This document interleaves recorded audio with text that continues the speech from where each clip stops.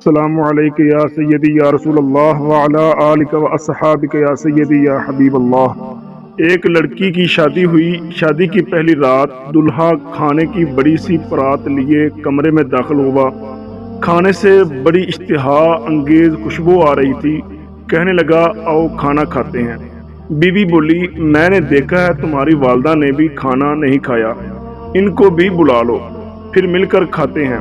شوہر نے کہا وہ سو گئی ہوگی، انہیں چھوڑو ہم دونوں کھاتے ہیں۔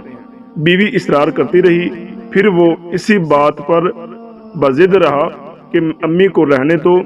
جب بیوی نے شوہر کا یہ رویہ دیکھا تو اسی وقت طلاق کا مطالبہ کر دیا۔ شوہر بڑا حیران ہوا اس کے مطالبے پر۔ اس نے بڑا سمجھایا لیکن وہ اپنی بات پہ ڈٹی رہی، یہاں تک کہ طلاق ہو گئی۔ دونوں الگ ہو گئے۔ پھر دونوں نے دوسری شادیاں کر لی۔ 30-35 سال گزر گئے۔ عورت کے بیٹے ہوئے، بہت محبت کرنے والے، ماں باپ کا خیال رکھنے والے، بہت آسودہ حال تھی، وہ خوشحال تھی۔ اس نے ارادہ کیا کہ حج کرنا چاہیے۔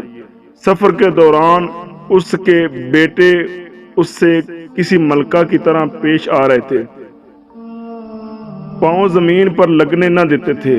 صحرائی سفر تھا۔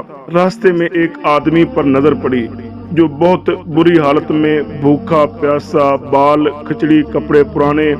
اس عورت نے بیٹوں سے کہا جاؤ دیکھو کون مسافر ہے، اسے اٹھاؤ، ہاتھ منہ دھلا کر کھانا کھلاؤ، پانی پلاؤ۔ چنانچہ بیٹے گئے، ماں نے جیسا کہا تھا ویسا کیا۔ عورت کی جب اس پر نظر پڑی تو جان گئی وہ اس کا پہلا شوہر تھا۔ کہنے لگی یہ کیا وقت نے تمہارے ساتھ؟ بولا میری اولاد نے میرے ساتھ بلائی نہیں کی۔ عورت کہنے لگی کیوں کرتی کہ تم نے والدین کے ساتھ برا سلوک کیا تھا۔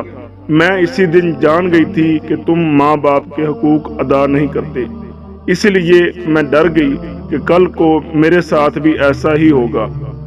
یہ دیکھو آج میں کہاں ہوں اور تم کہاں۔ ماں باپ کے ساتھ برا سلوک اللہ کی نافرمانی ہے۔ اگر اپنا بڑھاپا ہم شاندار گزارنا چاہتے ہیں تو والدین کے ساتھ شاندار سلوک کیجیے، کیونکہ یہ ایک ایسا عمل ہے کہ جس کا بدلہ دنیا میں ہی دے دیا جاتا ہے، خواہ اچھا ہو یا برا۔ سامعین، اگر آپ کو میری یہ ویڈیو اچھی لگے تو میرے اس چینل کو لائک اور سبسکرائب لازمی کر دیں، اور ساتھ گھنٹی کے بٹن کو بھی دبا دیں تاکہ میری ہر آنے والی ویڈیو آپ کو ملتی رہے۔ آپ کے تعاون کا بہت بہت شکریہ۔ فی امان اللہ۔ اللہ حافظ۔